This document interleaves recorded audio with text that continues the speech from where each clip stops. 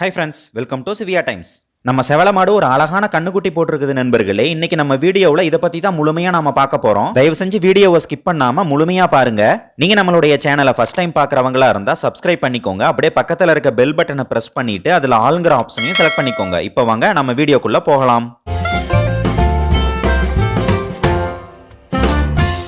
நம்ம சேனலுடைய நண்பர்கள் நிறைய பேர் கமெண்ட்ல கேட்டிருந்தீங்க, உங்க செவல மாடு கண்ணு போட்டுருச்சா என்னங்கிறத பத்தி சொல்லுங்க, வீடியோ போடுங்கன்னு சொல்லி கேட்டிருந்தீங்க. அவங்களுக்காகவே இந்த வீடியோவை நான் அப்லோட் பண்ணியிருக்கிறேன்.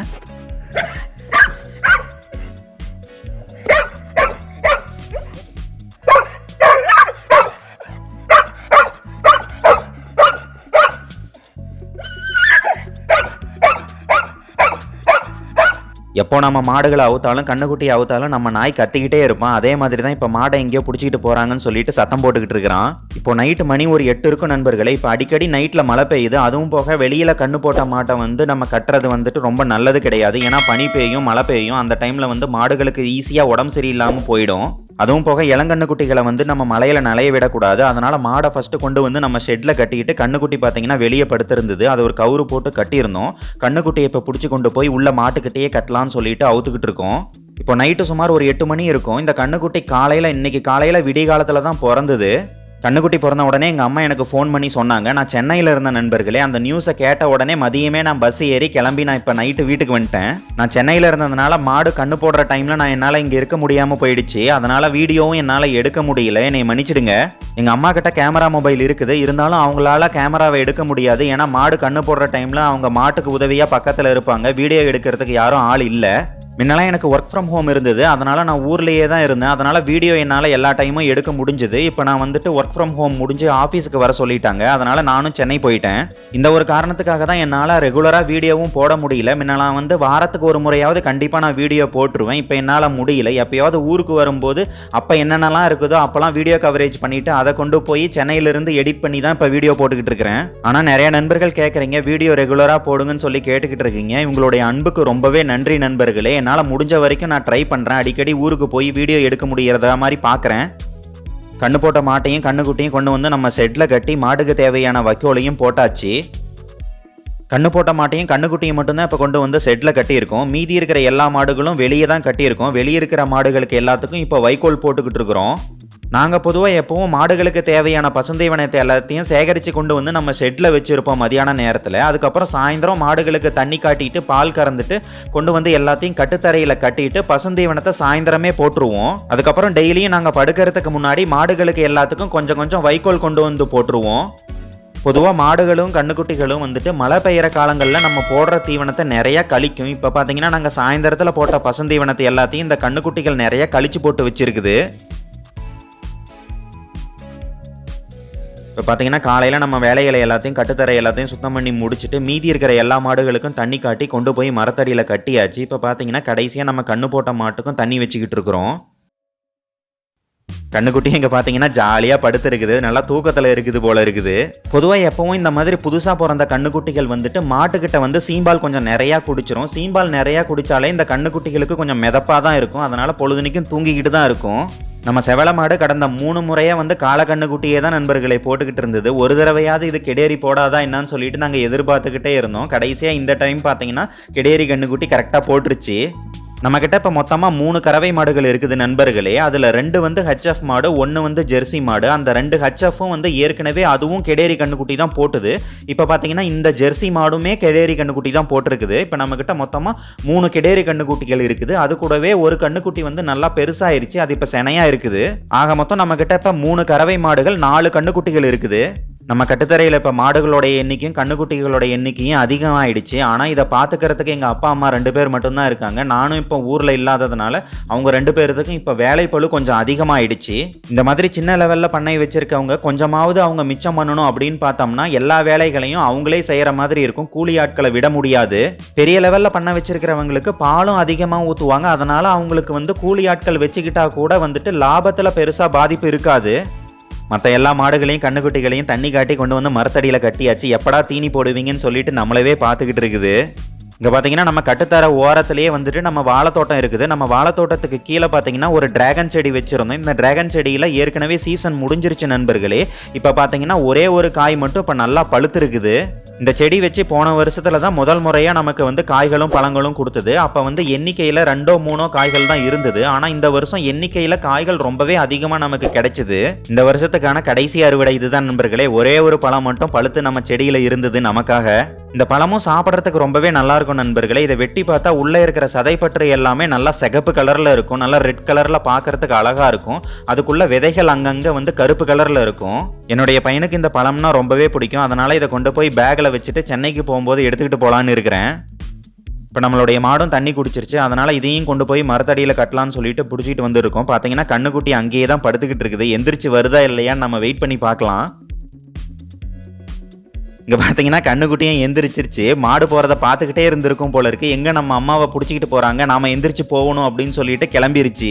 கண்ணுக்குட்டி பிறந்த ஒரு 1.5 நாள் தான் ஆகுதுங்கிறதுனால ரொம்பவே பொறுமையாக தான் இருக்கும். ஆனால் ஒரு 2-3 நாள் ஆயிடுச்சுன்னா தெரியும் பாருங்க, ஓட்டம் பிடிக்கும். அதை பார்க்கறதுக்கும் ரொம்பவே அழகா இருக்கும் நண்பர்களே. கண்ணுக்குட்டி எப்போ நம்ம அவுத்து விட்டாலும் துள்ளி குதிச்சு ஓடும். இதை பார்க்கும்போது நம்ம மனசுல என்னதான் பாரம் இருந்தாலும் அதை பார்க்கும்போது நமக்கு அறியாமையே ஒரு சந்தோஷம் வந்துடும்.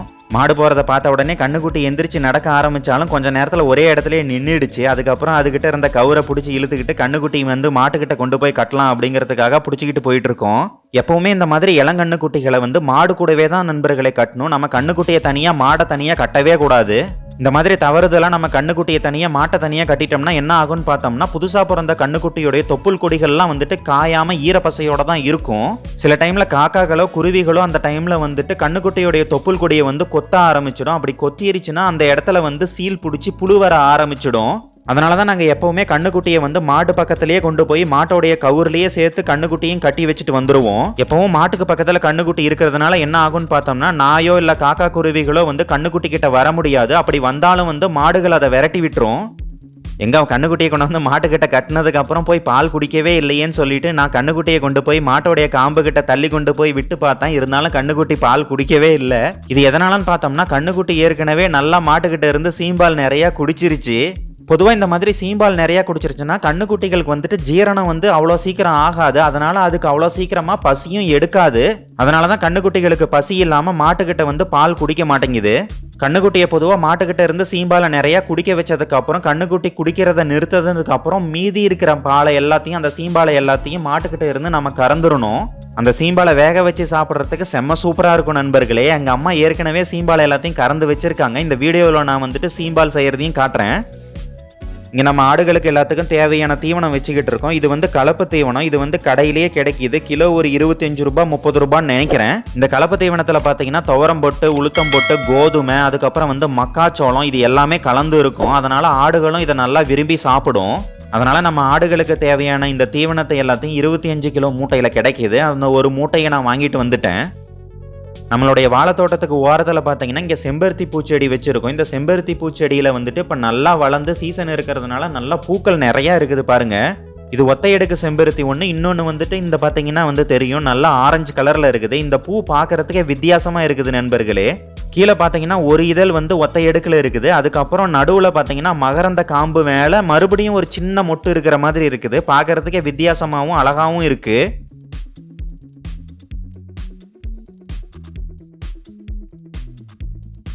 இந்த சிகப்பு கலரில் இருக்க ஒத்தையடுக்கு செம்பருத்தியில் வந்துட்டு நிறைய மருத்துவ குணங்கள் இருக்குதுன்னு சொல்கிறாங்க. இது பார்த்தீங்கன்னா நிறைய விதமான நோய்களுக்கும் வந்துட்டு மருந்தாக பயன்படுத்தலாம்னு சொல்கிறாங்க. நம்மளுடைய வாழைத்தோட்டத்துக்குள்ளே பார்த்தோம்னா ஒரு வாழை மரத்தில் ஒரு தார் நல்லா பழுத்து போய் இருக்குது நண்பர்களே. நடுவில் ஒரு சீப்பு மொத்தமாக நல்லா பழுத்து போய் குருவிகளும் அணில்களும் கடிச்சு கொதறி வச்சிருக்குது. பொதுவாக நம்ம வாழைத்தோட்டத்துக்குள்ளே அப்பப்போ உள்ளே போய் எல்லா மரத்துலையும் இருக்கிற தார்கள் ஏதாவது பழுத்து இருக்குதா அப்படின்னு பார்க்கறது வழக்கம். எப்படி இதை நாங்கள் மிஸ் பண்ணோன்னு தெரியல.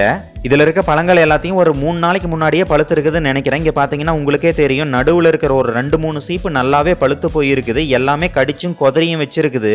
பொதுவாக நம்ம தோட்டத்தில் இருக்கிற மரத்தில் இருந்து ஒரு தார் மட்டும் தனியாக பழுத்துச்சுன்னா அதை நாங்கள் சாப்பிட்றதுக்காக வச்சுக்குவோம். மொத்தமாக ஒரு 2-3 தார் பழுத்துருச்சுன்னா அதை பக்கத்தில் இருக்க கடைகளில் கொண்டு போய் நாங்கள் வித்துட்டு வந்துடுவோம்.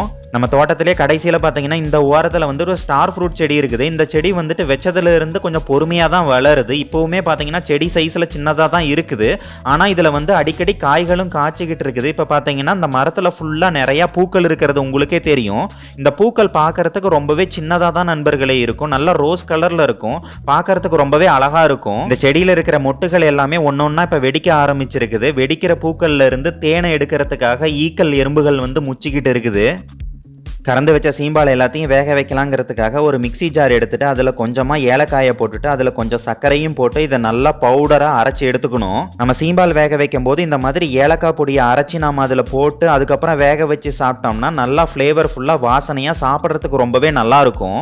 வெறும் ஏலக்காயை மட்டும் மிக்சி ஜாரில் போட்டு நம்ம அரைச்சோம்னா அது கம்மியாக இருக்கிறதுனால சீக்கிரத்தில் அரையாது. அதனால் அது கூடவே கொஞ்சம் சர்க்கரையும் போட்டு அரைச்சோம்னா சீக்கிரமாகவே அரைஞ்சி பவுடர் ஆகிடும். மாட்டுக்கிட்ட இருந்து ஏற்கனவே எங்கள் அம்மா சீம்பால் கறந்து வச்சுருக்காங்க. இந்த சைடில் இருக்கிற பெரிய குண்டானில் இருக்கிற பால் பார்க்குறதுக்கு நல்லா கலர்ஃபுல்லாக மஞ்சள் கலரில் இருக்கும். அது ஃபஸ்ட்டு கறந்த பால். அதுக்கப்புறம் சின்ன பாத்திரத்தில் இருக்கிறது ரெண்டாவதாக கறந்த பால்.